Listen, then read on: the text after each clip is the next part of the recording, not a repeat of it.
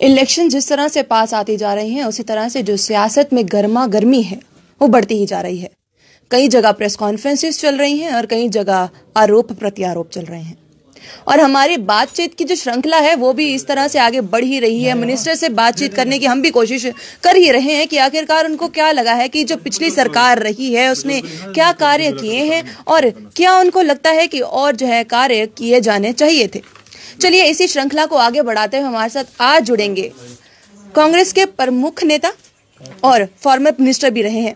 बात करते हैं उनसे और जानते हैं कि आखिरकार उनको क्या लगता है कि पिछली जो भी सरकार रही है उन्होंने कितना कार्य किया है, कितना नहीं, और क्या उनको लगता है कि और क्या कार्य उनके द्वारा किए जाने चाहिए थे। सर पहले तो आपका बहुत बहुत स्वागत है।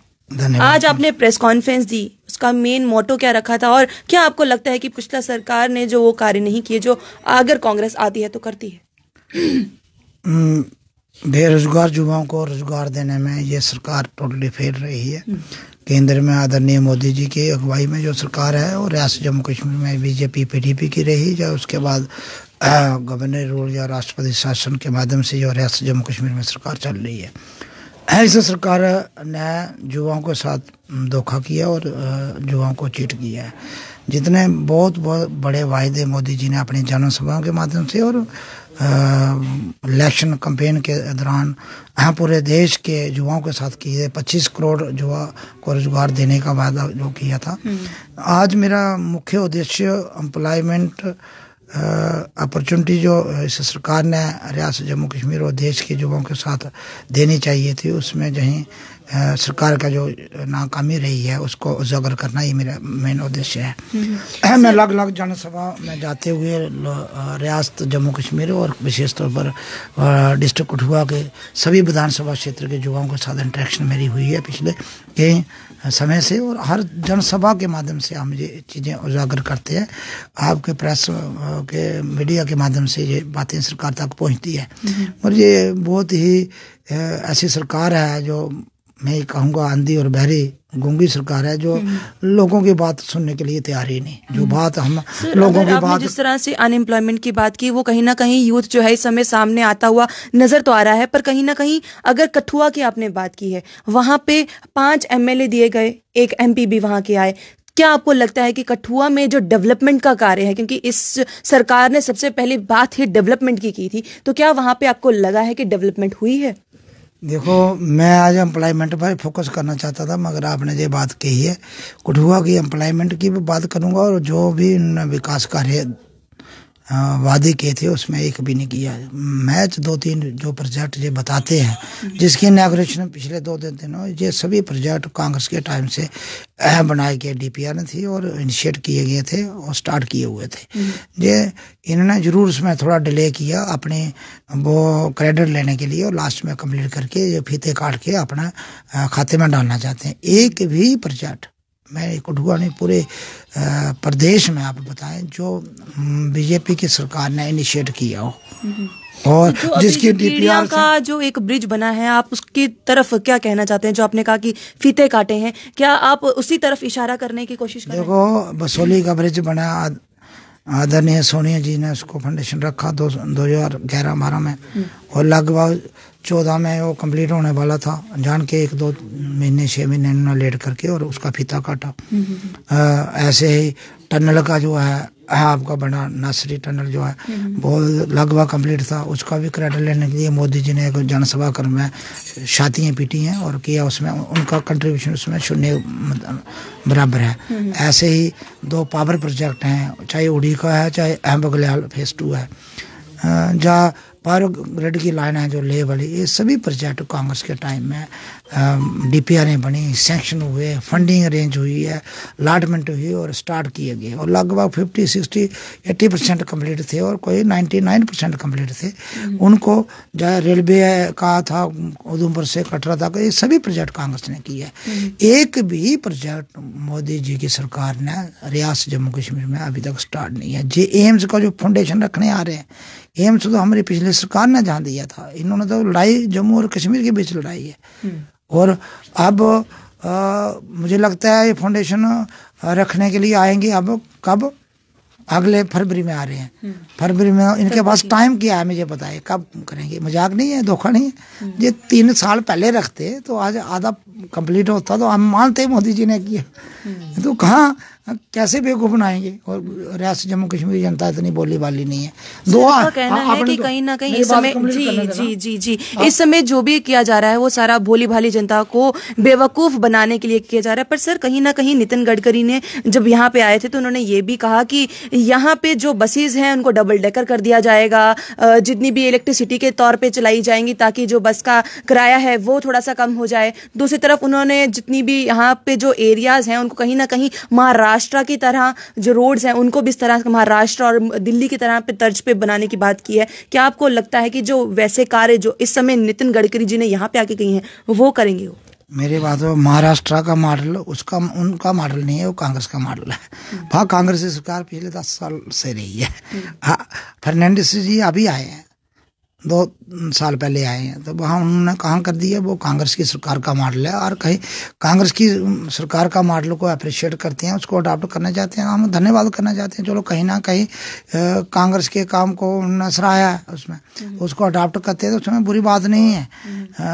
मैं गडकरी जी कहीं ना कहीं सच्ची बात कहते हैं, मुझे लगता है उन पर दबाव बहुत ज़्यादा है मोदी और अमित शाह जी का। कहीं कहीं वो नाराज भी दिखते हैं, सच्ची बात ग्राउंड की हकीकत को समझते हैं और वो चाहते हैं कुछ करना चाहते हैं, वो उनको काम करने के लिए कहीं अटकलाती है। रही बात ये डबल डेकर बसेस का वही वायदा जो 15 लाख आपको मिला कहीं, ये 15 लाख देश की जनता को कहीं किसी को मिला तो वो भी मिल जाएगा भाई, ये वही वादे हैं। एम्स कश्मीर के एम्स का क्या हुआ, जम्मू का फाउंडेशन, आप जम्मू के लोगों को बेवकूफ बनाने आ रहे हो। आपने वहाँ से बोर्ड आपने देखा हो, आपको कसम लगे, आप मेरी छोटी बहन हो, आप देखना 3 साल से वहाँ बोर्ड लगाया है उस नाले में। एम्स अभी तक पिछले हफ्ता कैबिनेट में नोटिफिकेशन हुई है, पिछले हफ्ता कैबिनेट ने उसको 3 साल पहले कौन सा एम्स का जो बोर्ड वहाँ लगाया हुआ था बीजेपी ने। इतना झूठ बोलते हैं। मैं ना, इनके कोई एथिक्स नहीं है, ये एथिक्स लेस पार्टी है, इनको कोई उसूल नहीं है, कोई इनका रूपरेखा नहीं है, काम कोई नीति नहीं है। ये लोग सिर्फ झूठ झूठ पे झूठ, झूठ पे झूठ, एक झूठ 100 बार मरना उसको सच बनाने की कोशिश करते हैं। काम पे इतना काम पे फोकस करते हैं जितने उन्होंने झूठ करके लोगों को बुलगुलाने की बातें की हैं, डिबेट डिस्कशन में लोगों की आवाज़ को दबाने की बात की है, इसमें फोकस करते विकास कार्यों को डेवलपमेंट करते, एम्प्लॉयमेंट पे करते तो देश की स्थिति बेहतर होती, इससे बेहतर होती, अर्थव्यवस्था के हाल नहीं होता। इसलिए मैं ये कहना चाहता हूँ, ये काम ना जानते हैं ना काम करना चाहते हैं, ये सबको लोगों को सेंटिमेंट एक्सप्लॉइट करके राजनीति की उस कुर्सी को हासिल करना चाहते हैं। मुझे लगता है ये इनकी साजिश कामयाब नहीं है। आप बार बार कठुआ जाते हैं, कठुआ से किस तरह के रिपोर्ट जो हैं आपको लोग आके देते हैं कि हमारा कितना कार्य जो है वो हो गया, हमारे स्कूल में कितने टीचर्स हैं जो अभी तक अपॉइंट हो गए हैं, इतने टीचर्स जो हैं अपॉइंट होकर हमें पढ़ा रहे हैं, इतने बच्चे जो हैं वो एडुकेट हो गए हैं, कुछ इस तरह की रिपोर्ट जो आपके हाथ में लगी हो, इस जितने भी 4.5 अगर हम बात करें। अब मैं ये कहूँगा ना, केंद्र की नीति इक्वालिटी है। मैं ये कहूँगा एजुकेशन को बूस्ट देने में UPA 1 और 2 में जो काम किया, सर्व शिक्षा अभियान के माध्यम से बहुत बल्क में फंड्स फ्लो हुए, और राष्ट्रीय मध्यम शिक्षा अभियान दोनों एक बहुत इम्पोर्टेंट प्रोग्राम थे। ऐसे ही NRHM और नेशनल रूरल हेल्थ मिशन और नेशनल अर्बन मिशन, ये दोनों मिशन के एक प्रोग्राम थे, मिशन थे गवर्नमेंट ऑफ इंडिया और UPA गवर्नमेंट के, जिसमें हर किलोमीटर में प्राइमरी स्कूल खुला है, हर गांव के अंदर मिडिल और हाई स्कूल बनाने का प्रयास जो किया, हाई सेकेंडरी स्कूल हर तहसील हेडक्वार्टर में डिग्री कॉलेज, ऐसे हायर एजुकेशन मिशन में था उच्चतर शिक्षा अभियान, उसमें भी स्टार्ट किया, हर तहसील हेडक्वार्टर पर कॉलेज दिया गया। तो ये काम किए इन्होंने, एक तो मात्र प्राइमरी स्कूल नहीं बनाया, प्राइमरी स्कूल तक नहीं इन्होंने बनाया, जो थे 1380 प्राइमरी स्कूल।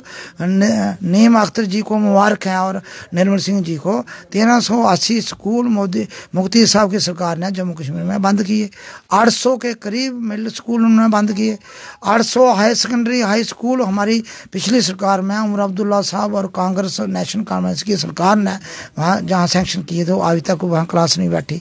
आपने अपने रहबरे तालीम की जो स्कीम आपने बंद कर दी, जिसमें अपने 58,000 टीचर हमने लगाए और रेगुलराइज किए थे, और उनके रेगुलराइजेशन पिछले 3 साल से पेंडिंग पड़ी है। अब उनको फाइलों को आपने देखते हो आपने बंद की। आपने जो अपॉइंटमेंट का प्रोसेस आपने आज बंद किया, और पिछले 4 साल के पेंडिंग केसेस थे उनको भी अब नहीं करते हो। तो इस तरीके से आपने तो युवाओं के साथ अन्याय किया। डिस्ट्रिक्ट कठुआ में एक भी वैकेंसी टीचर की नहीं निकाली इन 4 साल में, एक भी वैकेंसी। 22 में से 21 डिस्ट्रिक्ट मैं टीचर की सिलेक्शन कंप्लीट हो गई है। और हाँ, आपकी बात काट के मैं उसके लिए माफी चाहूंगी, आपकी बात काट रही हूँ। एक आप बच्चों के प्रोटेस्ट इस समय सुन ही रहे होंगे, सैक का एक प्रोटेस्ट जो है वो चल रहा है। क्या आपको लग रहा है कि बच्चों द्वारा वो जो प्रोटेस्ट चल रहा है वो सही है? क्योंकि इस समय अगर आप बोल रहे हैं रहबर तालीम टीचर्स के लिए अभी कोई अपॉइंटमेंट नहीं हुई, कोई वैकेंसी नहीं हुई, तो कहीं ना कहीं इस समय बच्चे भी प्रोटेस्ट कर रहे हैं। क्या आपको लगता है कि जो उनका प्रोटेस्ट करना है जो है इस समय वो जायज़ है? देखो, बच्चों का एग्ज़ाम का टाइम है, इस पर तो प्रोटेस्ट करते हैं तो अनफॉर्चुनेट बात है। सरकार की मैं यह कहता हूँ अनदेखी है। सरकार को ये इशू बड़े गंभीरता से देखना चाहिए।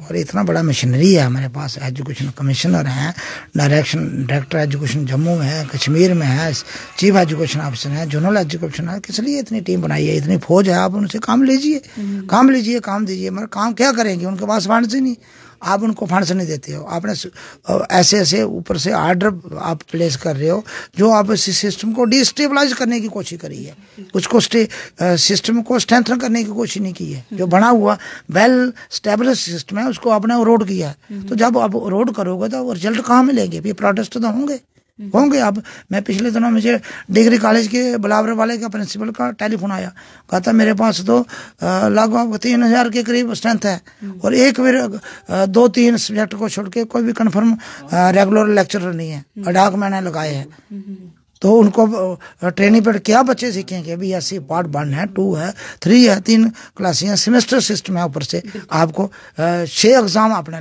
लेने हैं उनको।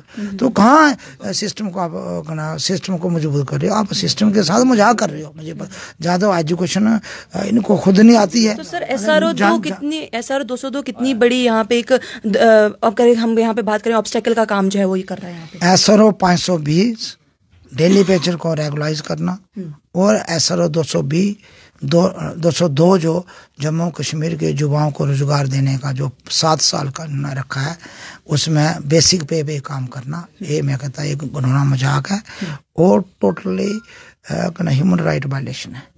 आप लेबर एक्ट की वायलेशन कर रहे हो, सुप्रीम कोर्ट की गाइडलाइन की और उनकी डायरेक्शन की वायलेशन कर रहे हो। और मुझे लगता है सरकार कॉन्स्टिट्यूशन और कोर्ट से भी ऊपर है, कानून से भी बड़ी है। कानून की ये देश में कोई बड़ा नहीं है, कोई प्राइम मिनिस्टर बड़ा, चीफ मिनिस्टर नहीं है।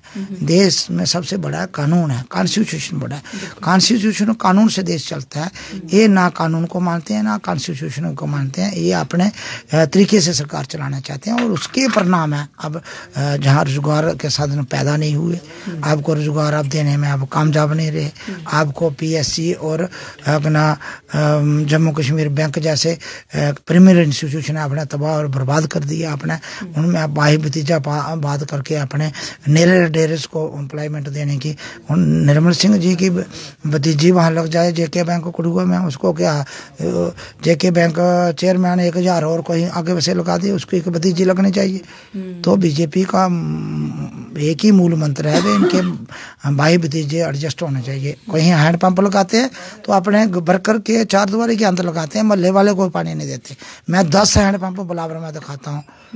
हाँ, 10 हैंडपंप, गोपाल इनका एक वर्कर है फिंतर में, उसने 4 दीवारी के अंदर हैंडपंप लगाया। एक नारायण दत्ता है वर्कर इनका, उसने 4 दीवारी के अंदर हैंडपंप लगाया और मोटर लगाई है, पानी बेच रहा है टैंकर लगा के। ऐसे ही इनका ही मूल मंत्र है मोदी जी का, वे अपने घर में लौट जाए। सरकार इन्होंने अपने बाप की प्रॉपर्टी समझी है, सरकार इनको नहीं मिली है, इनके बाप की निजी प्रॉपर्टी थी, उसमें इंतकाल हो गया 1947 से पहले मोदी जी का और इनके बेटों का। ये लोग दिखाएंगे इनको आने वाले वक्त में।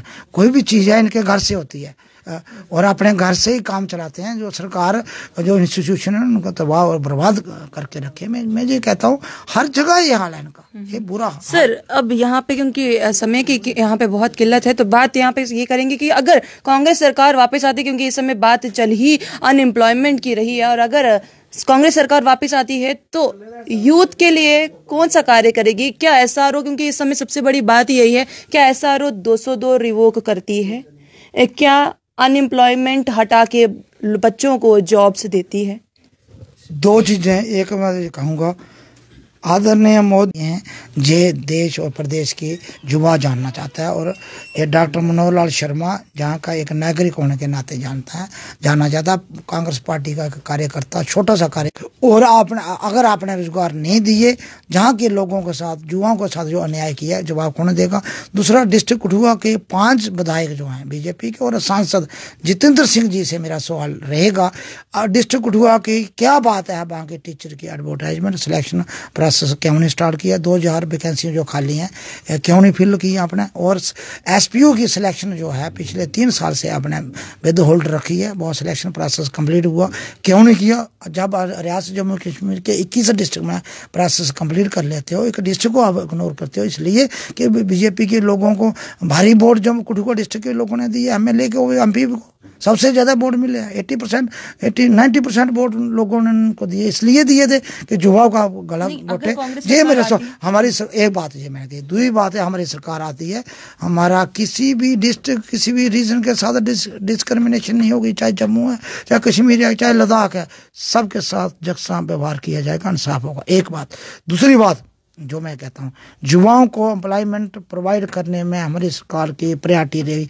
जो भी पॉसिबल बंदोबस्त हो सकते हैं, जो भी लॉज में तरमीम करनी है, चाहे 202 है, 520 है, वो करेंगे, फौरी तौर पर करेंगे, टाइम पूर्ण समय में करेंगे, उसमें तयशुदा। दूसरी बात इसमें और मैं जो जोड़ना चाहता हूँ, प्राइवेट सेक्टर और गवर्नमेंट सेक्टर में जितनी भी असामियाँ खाली हैं, उस प्रोसेस को सरल बनाने के लिए जल्दी टाइम बॉन्ड, जैसे हर फास्ट ट्रैक में एम्प्लॉयमेंट रिक्रूटमेंट करने के लिए काम हम करेंगे, इस पर फोकस रहेगा, और रियासत जम्मू कश्मीर के किसानों की मदद करेंगे, किसानों के साथ खड़े रहेंगे, चाहे वो जम्मू का किसान है, चाहे कश्मीर का है, चाहे लद्दाख का किसान है, किसान की मदद करना हमारी पार्टी का धर्म रहेगा, उस पर हम फोकस करेंगे। इस पर बहुत बहुत शुक्रिया सर हमसे बात करने के लिए। तो कहीं ना कहीं जहां पे हमने शुरुआत की थी कि आखिरकार सियासतदानों ने एक दूसरे पे अब प्रत्यारोप आरोप शुरू कर दिए हैं, तो कहीं ना कहीं कांग्रेस यहां पे अपनी बात को साफ करती हुई नजर आई है कि जो सबसे बड़ी बात यहां पे ये उठती है कि एसआरओ 202 रिवोक होगा, तो कहीं ना कहीं जो ये है कि किसानों के साथ, क्योंकि भी प्रोटेस्ट पे उतर चुके हैं जम्मू कश्मीर के, तो कहीं ना कहीं उनके साथ भी अब भेदभाव नहीं होगा, उनके साथ चल के अब उनको भी इंसाफ दिलाया जाएगा। अभी तक के लिए सिर्फ इतना ही। मुझे दीजिए इजाजत। देखते रहिए न्यूज़ पॉइंट। नमस्कार।